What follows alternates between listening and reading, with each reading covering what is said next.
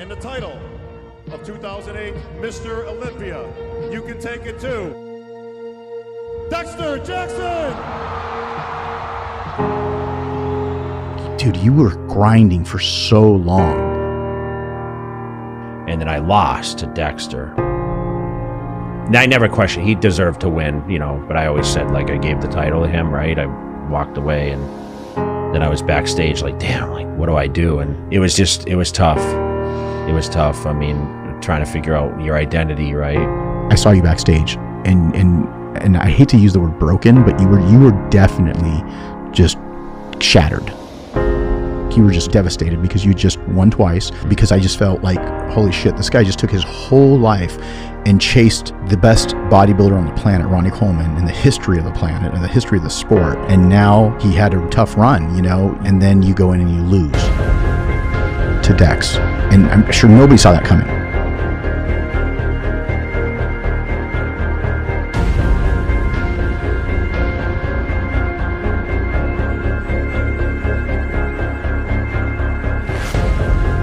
You know, each year he wasn't getting much better than he was the previous year, so he was getting worse and worse.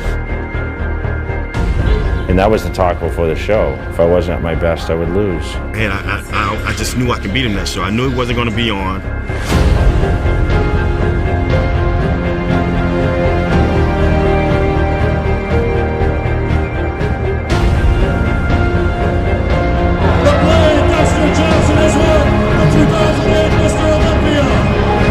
You don't show much emotion because it's just who you are, but I could just tell the energy was taken away from you.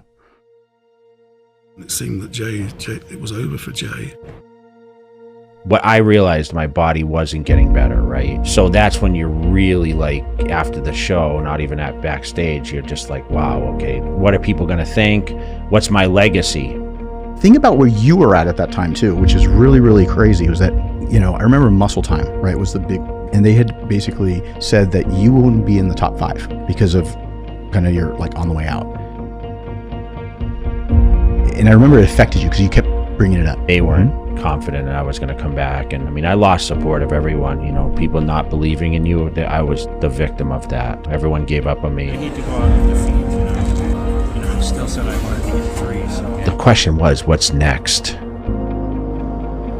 How do you beat that? I'm like, listen, I'm coming back. Make another run at this thing.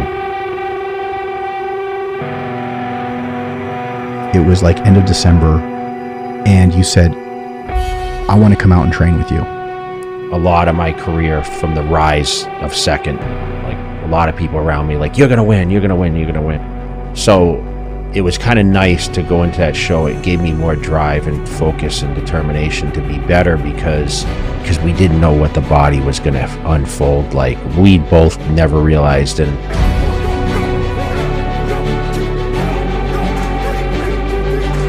I've been there, I've fallen down, and I'm coming back to once again stand there alone.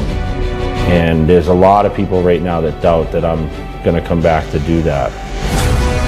But there was a lot of people in the beginning that doubted when I was placed in second. I feel I give everything I can to the sport, and that's what they'll see once again in 2009.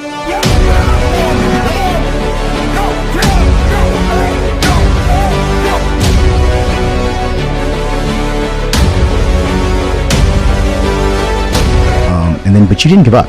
That was the thing. You didn't give up. You went in and you said, I'm going to do this again.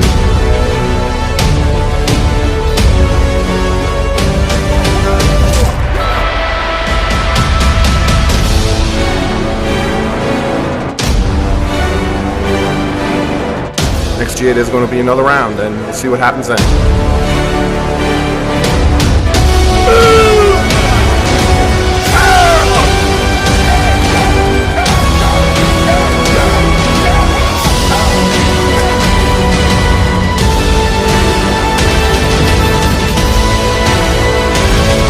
You started to build your confidence as we got closer.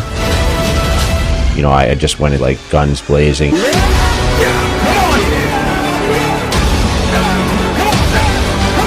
It was all that hard work, everything else, and there was so much build up and so much pressure. Coming, man.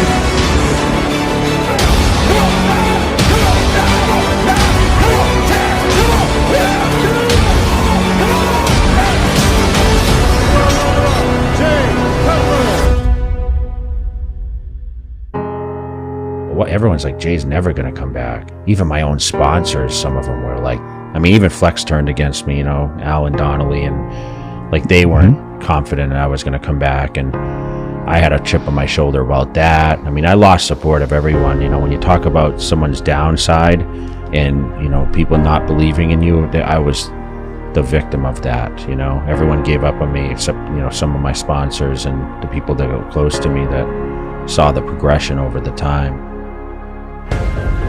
Winning was a curse for me.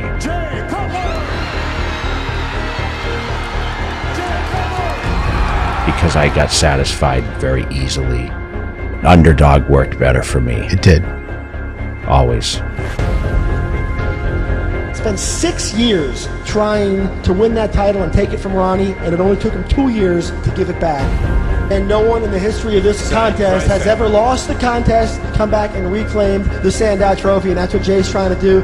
Potentially could still win the contest if he got in the best shape he's ever been in, but he hasn't done that for a few years, and you have to ask why he hasn't done that. Yeah, you looked at the picture and you said to me, who's that? That was a very exciting point because everybody was just waiting, literally on the edge of their seats. You don't realize what you have until it's gone. Because I remember hearing gasps in the audience. That preparation, being the underdog again, worse than ever. Like, I had never been that much of an underdog. Just in awe. Like, when I took my clothes off and everyone's like, holy, you know, this isn't the same guy. Show him. I walked out on that stage that night. I mean, I knew right then, as soon as I took the step up, I said, it's over. And then he reinvented himself in 2009. When he walked out, he just rewrote the record books with that type of physique.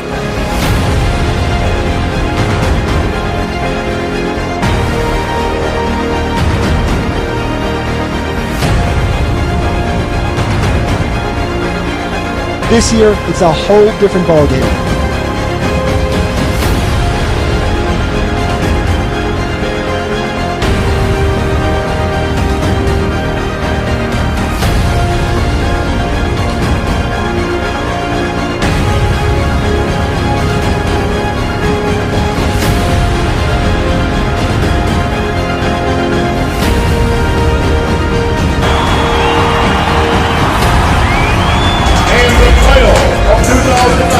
Mr. Olympia, Jay Cutler!